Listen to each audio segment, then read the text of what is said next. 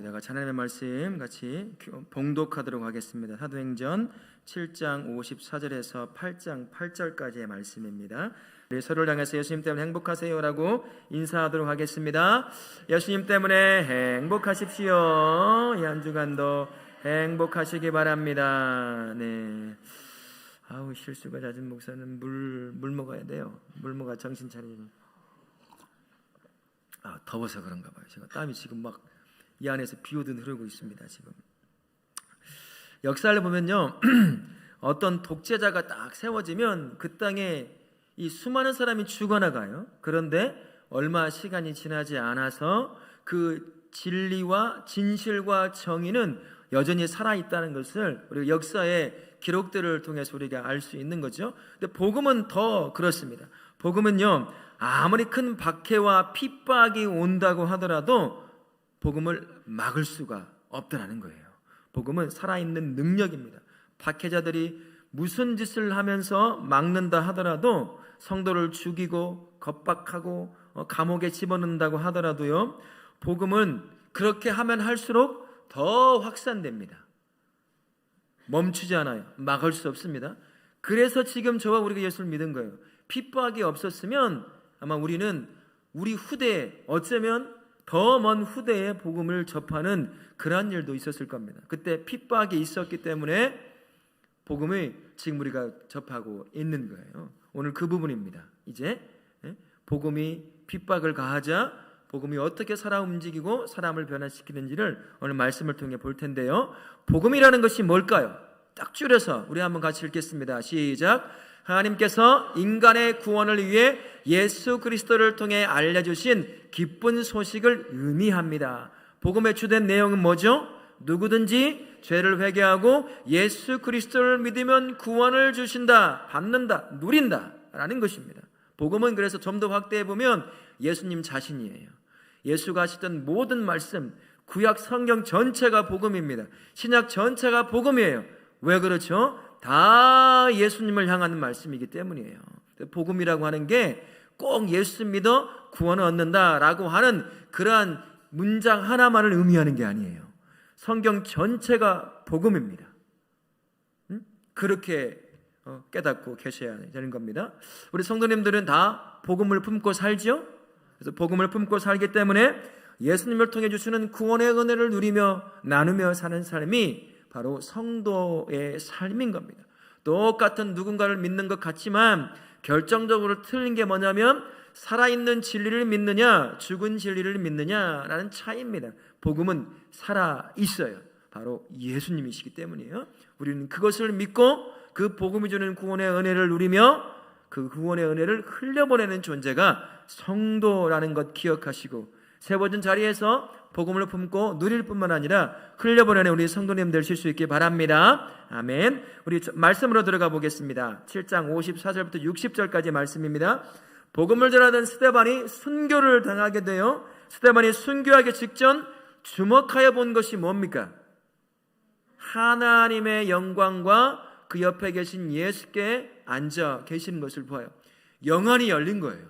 눈을 뜨고 어떻게 하늘을 볼 수 있겠어요? 죽기 직전에 하나님께 눈을 열어 보이시며 그 돌에 맞아 죽는 수많은 아픔과 고통과 두려움을 나를 기다리고 계시는 하나님을 바라보면서 있게 만드신 거예요.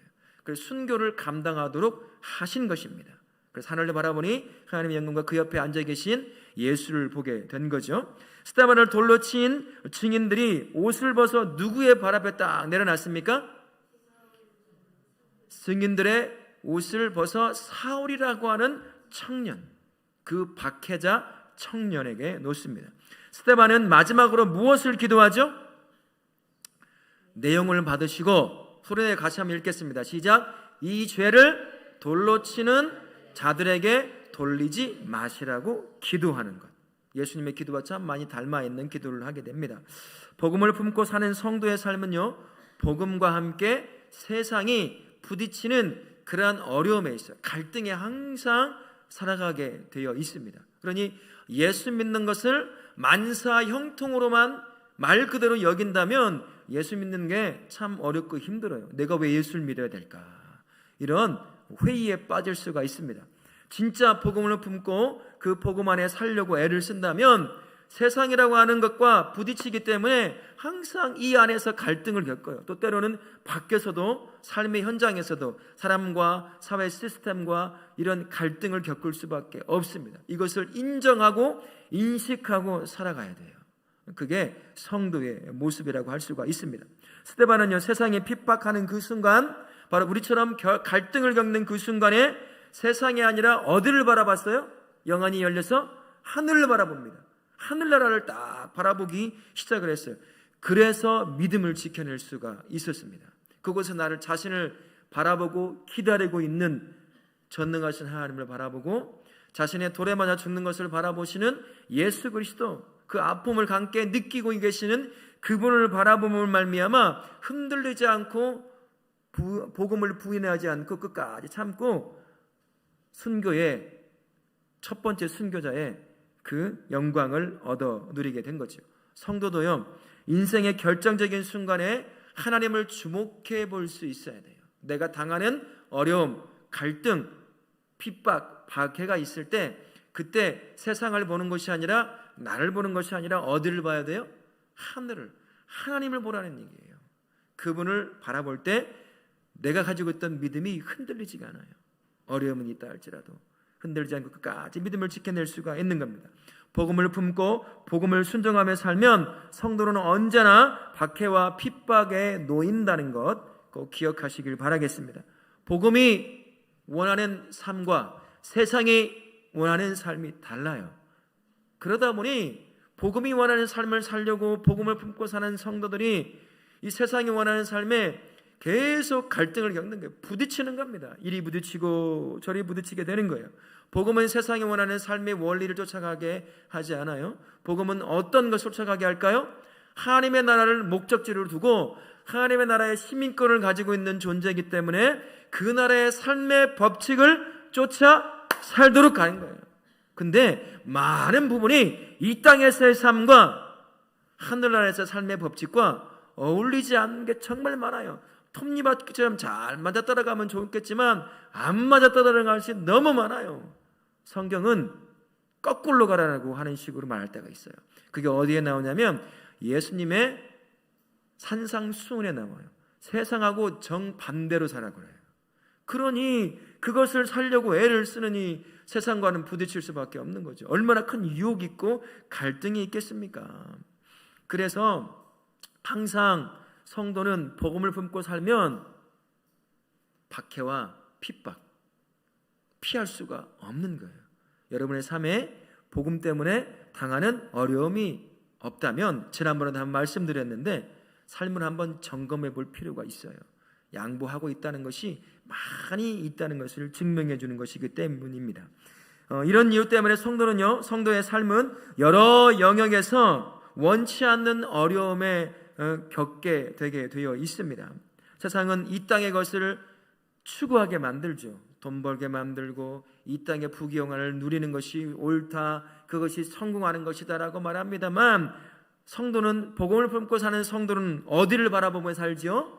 하늘나라를 바라보며 사는 거예요. 이 땅에 발을 딛고 살지만 동시에 어떤 나라를 살아가고 있는 사람이 성도예요? 하늘나라로 동시에 살아가는 거예요. 여러분 이 신분 벌써 잊어버리셨어요? 바로 나와야 돼요. 우리는 동시에 두 나라를 살아갑니다. 어느 나라를, 첫 번째 어느 나라를 살아가죠? 이 땅에 발을 딛고 호흡하며 살아가요. 그 다음에 또 하나의 나라는요, 하늘나라를 동시에 살아가고 있어요. 이 두 나라를 동시에 살아가니 얼마나 큰 갈등이 있겠습니까?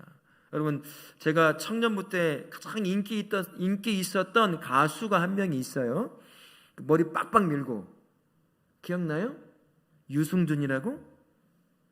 그 크리스찬 청년이 있잖아요. 그 청년이 한국 사람이에요. 재미교포입니다. 영주권을 가지고 있어요. 천국을 사는 것처럼 이 땅을 발을 딛고 사는 두 나라의 국적을 가지고 있는 거예요. 그러나 한국 사람은 어느 순간 둘 중에 하나 국적을 선택해야 되죠?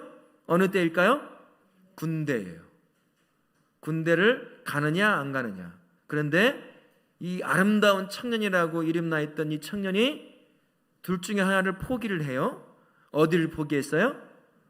한국 땅을 포기했어요. 들어올 수 있을까요? 못 들어올까요? 난리를 쳐도 못 들어오고 있어요. 괘씸죄에 걸린 거예요. 그렇게 하지 않아도 되거든요. 사실은 성도가 그럴 수가 있어요. 성도가 두 나라를 살아가 갈등이 있어요.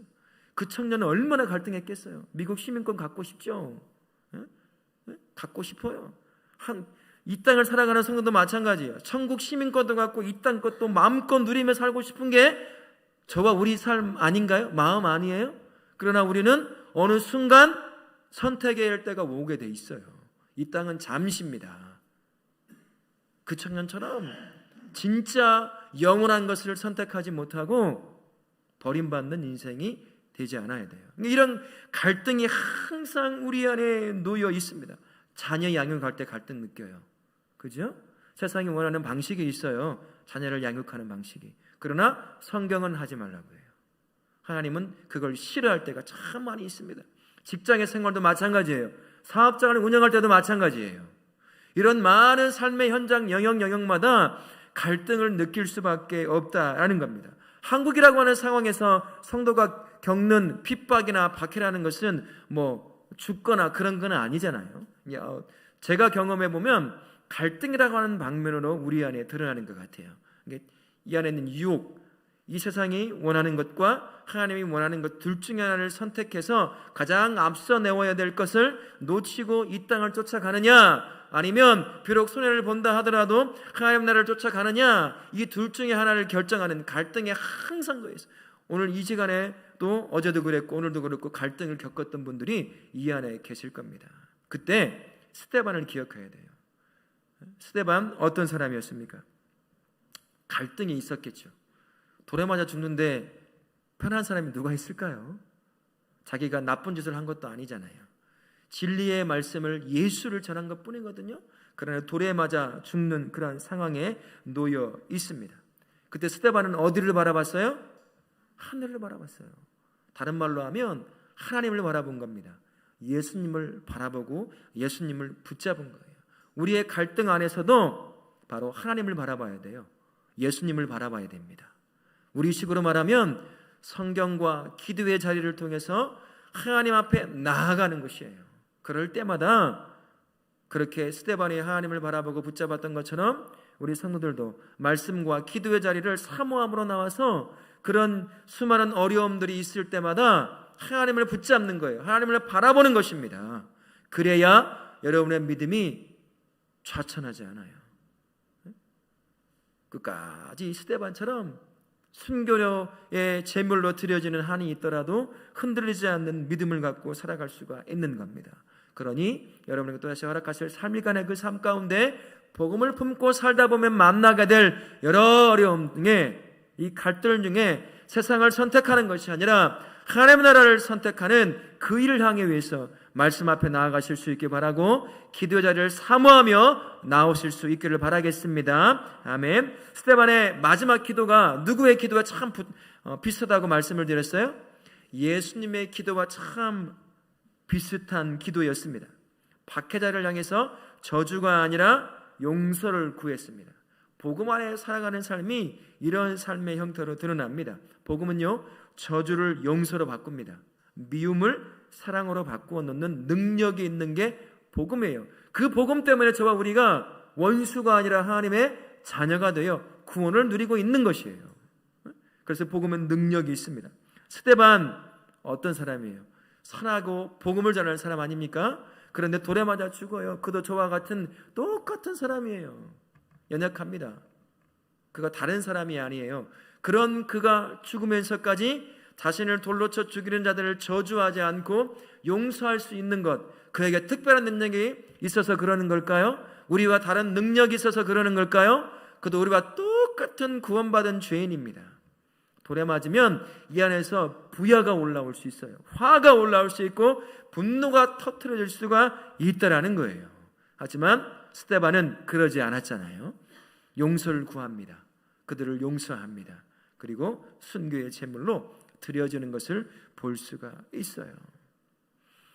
우리도 그런 사람이 되어야 합니다. 어떻게 해야 될까요? 내 안에 주신 복음을 붙잡는 수밖에 없어요.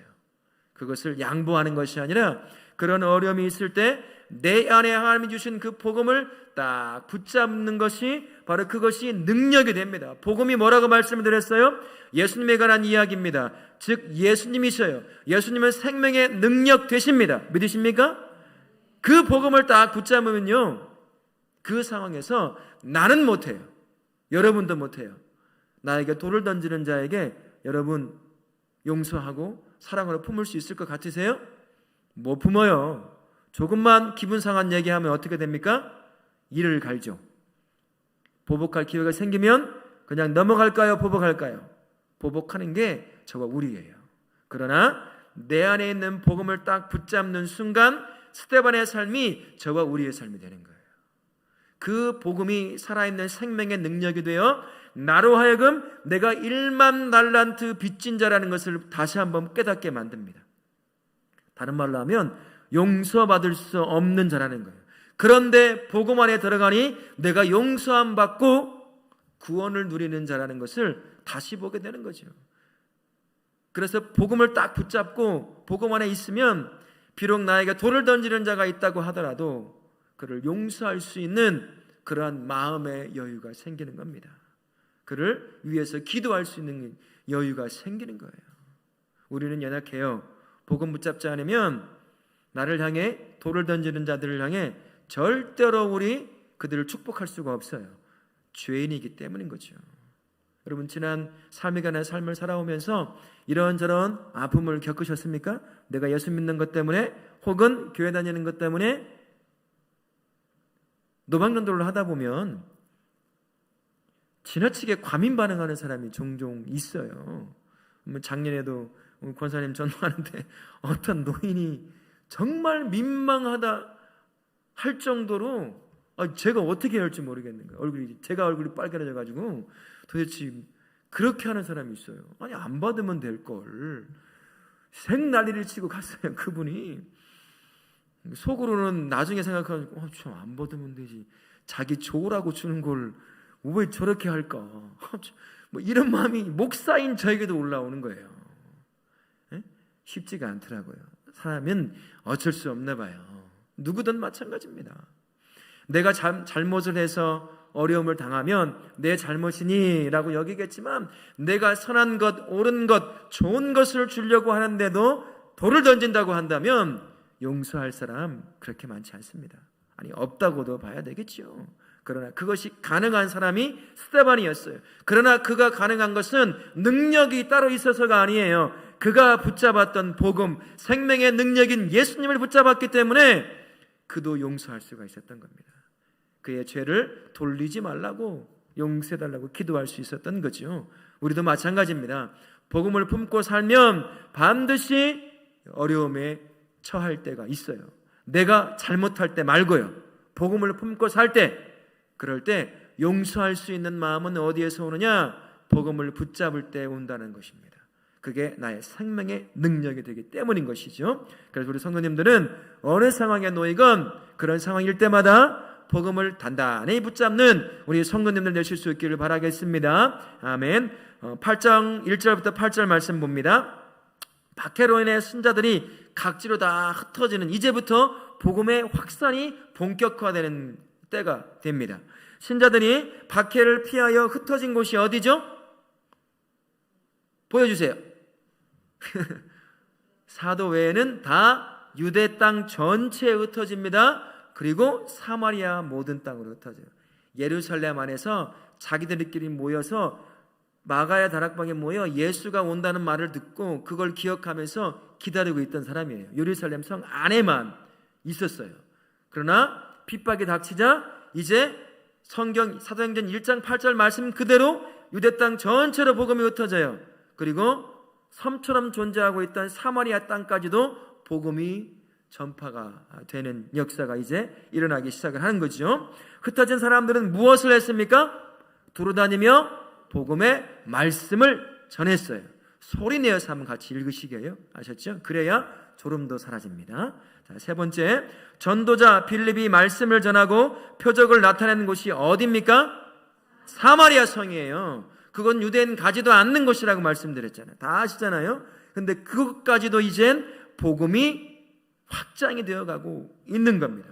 복음은 막을 수 없는 생명의 능력이라는 것을 이렇게 알려주고 있습니다.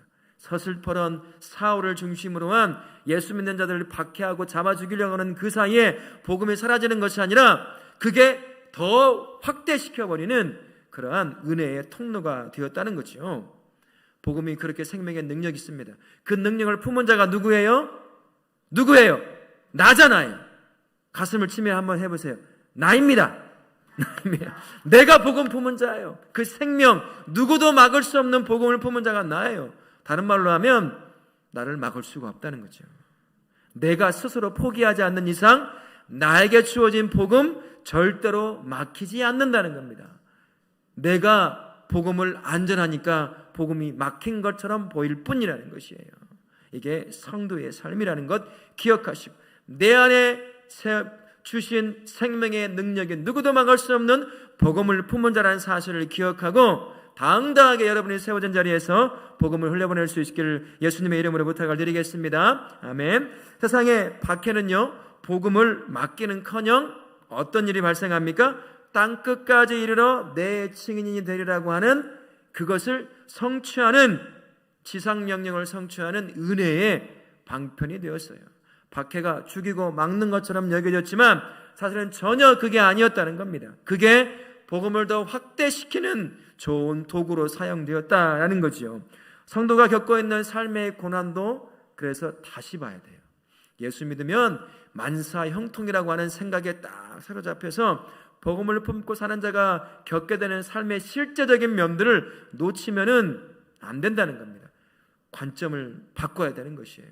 진짜 복음을 품고 산다고 한다면 그 복음 때문에 만나게 되는 여러 고난이 나를 통해 복음의 진보가 일어나고 복음의 역사를 간증하는 그러한 간증의 사람으로 세우려고 하는 거구나 라고 하는 그러한 눈을 가지고 있어야 한다는 겁니다. 여러분 그런 눈 가지고 계셔요?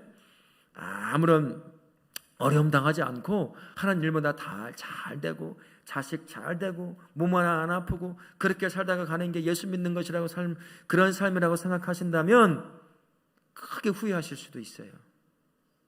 크게 후회하실 수도 있습니다.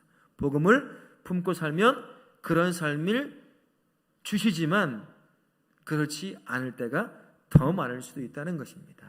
그러나 그게 바로 나를 통해 복음이 확대되기를 원하시는 하나님의 마음의 표현이라는 것을 기억하며 사실 수 있기를 바랍니다. 복음은 능력이라고 말씀을 드렸어요. 언제나 얼마나 그것이 강력한지 중동 땅에 예수 믿는 사람이 가면 갈수록 늘어난대요.